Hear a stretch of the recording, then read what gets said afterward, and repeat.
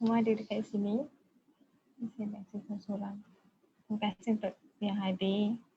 Atira Adris, Cik Khalidi, Daniel Haziq, Eki Kurniawan, Nawinul Akmal Musa, Najmi Khairul Nizam, Nur Hafizah, Abdul Rahman, Siti Amirah, Izzat Sai Haswaini.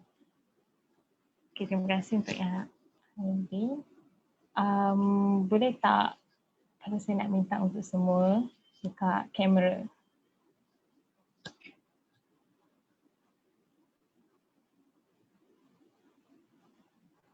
Okay.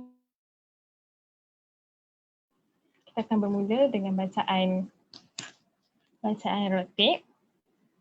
Jadi sebelum tu boleh izin saya untuk kita ta'aruf dulu. Saya mula dengan diri saya. Bismillahirrahmanirrahim. Saya Nur Syifa, merupakan Timbalan Pengurusi Perhubungan Kepias Cawangan Gombak.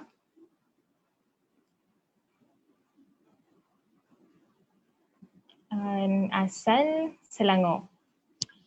Baiklah. Jadi kita mulakan ta'aruf. Nak tahu nama dengan asal. Boleh ke? Baik, saya sebut nama seseorang. Afiq Azri. Dipersilakan. Assalamualaikum warahmatullahi wabarakatuh. Apa khabar semua? Selamat malam. Sebut tak buka? Sebut hidup. Nama saya Afiq Azri bin Muhammad Khairi. Selamat malam. Nama saya Afiq Azri bin Muhammad Khairi. Saya nama lagi apa, Syifa? Nama dengan tempat tinggal. Tempat tinggal sekarang saya tinggal di Unisel Bestari Jaya sekarang tinggal lah sebab bekerja kat Unisel Bestari Jaya. Saya tinggal kat Bilik Warden, bekerja sambil ni. Itu saja. Terima kasih Afiq Azri. Seterusnya Atira. Saya ada share link untuk kawan-kawan kita yang tak dapat hadir secara live ni. Saya ada buka siaran secara langsung dekat FB. Langsung di FB. Dia ajak kawan-kawan join sekali lah. Okey.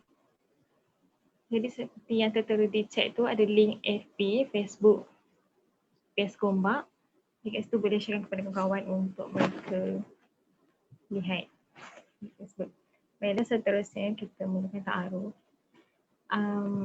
Atira, dipersilakan. Assalamualaikum. Dengar tak? Waalaikumsalam. Dengar? Okay. Maaf tak buka kamera sebab tengah buat assignment. Sambil tu join Usra. Okay, nama saya Atira Adris daripada Biro Media Ampang. Terima kasih. Go. Okay, alhamdulillah, terima kasih Atira kerana hadir sudi walaupun tengah buat assignment. Dia juga sudi juga untuk hadir Usra ni. Dan seterusnya, Saudara Cik Khalidi. Silakan. Assalamualaikum semua. Nama Cik Muhammad Khalidi. Sekarang duduk di Taman Melawati. Taman Melawati. Baik. Seterusnya Daniel Haziq. Bismillahirrahmanirrahim. Assalamualaikum. Nama saya Daniel Haziq bin Mahdi. Tinggal di Bukit Sentosa, Rau. Okay, terima kasih Daniel Haziq. Jadi seterusnya Eki Kurniawan. Ni saudara kita daripada Seberang ya? Ya. Assalamualaikum warahmatullahi wabarakatuh. Waalaikumsalam. Ya, saya Eki Kurniawan dari Bandung, Indonesia. Ya. Dari Bandung. Ya, terima kasih sudah dijemput oleh Encik Kamarudin. Ya, sudah dibagi maklumat. Saya nak coba saja mendengar ini pembentangan dari Ustadz Ali Hussein bin Encik Kamarudin. Ya. Sehat. Sampai jam berapa ya? Sampai jam 10 malam ya.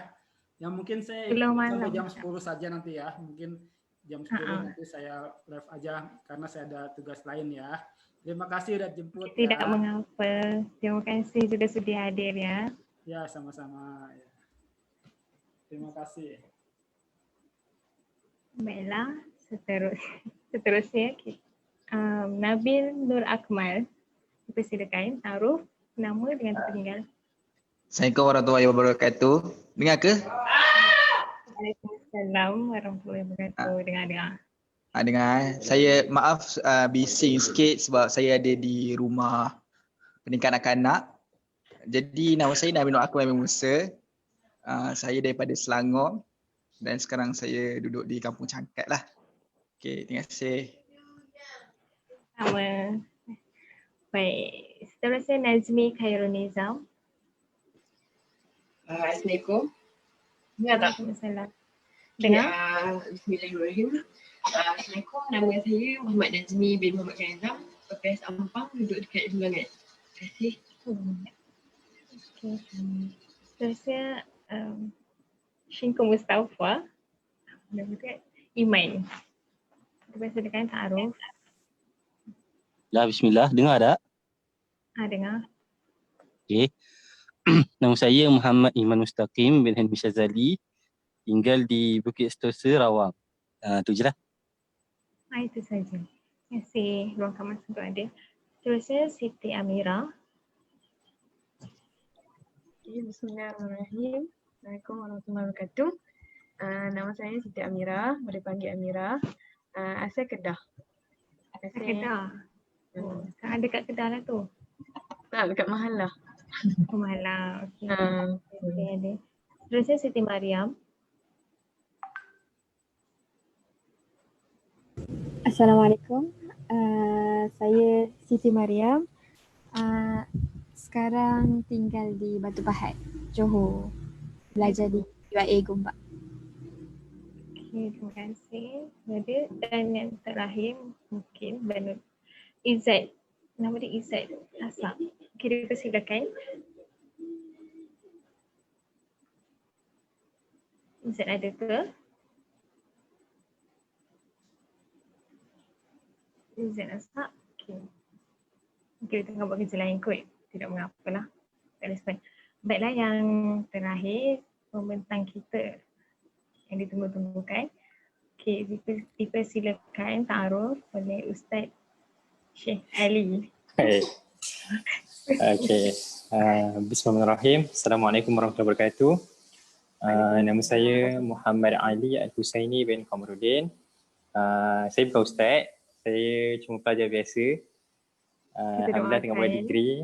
Amin. Alhamdulillah tengah buat degree dekat UIA, kos pendidikan Islam. Menetap di Nilai. Sekarang ni masih berada di Nilai. Okay. So tak kena kuarantin. Tak kena kuarantin okey. Alhamdulillah. Jadi semua apa khabar, sihat ya? Harap je. Alhamdulillah. Kita selamat daripada. Alhamdulillah. Okey, insyaAllah kita bermula dengan bacaan ratib yang akan dipimpin oleh Saudara Ali Al-Husaini. Dan selepas baca ratib, baru kita mulakan dengan usrah lah. Tajuk Sangat Cinta Nabi. Semoga kita mendapat manfaat. Jadi semua dah bersedia. Kita nak minta untuk share slide. Ratib.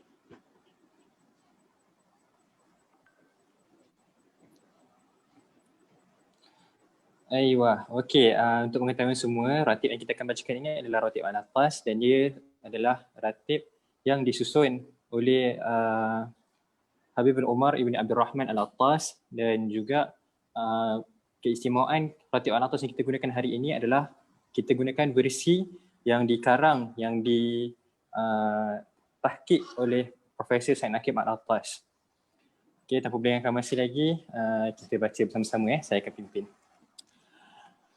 الفاتحة إلى حضرة سيدنا وحبيبنا محمد صلى الله عليه وآله وصحبه وسلم وإلى روح سيدنا حبيب عمر بن عبد الرحمن العطاس صاحب الرتيب وشهين علي بن عبد الله باراس. الفاتحة. أعوذ بالله من الشيطان الرجيم. بسم الله الرحمن الرحيم الحمد لله رب العالمين الرحمن الرحيم مالك يوم الدين إياك نعبد وإياك نستعين اهدنا الصراط المستقيم صراط الذين أنعمت عليهم غير المغضوب عليهم ولا الضالين آمين.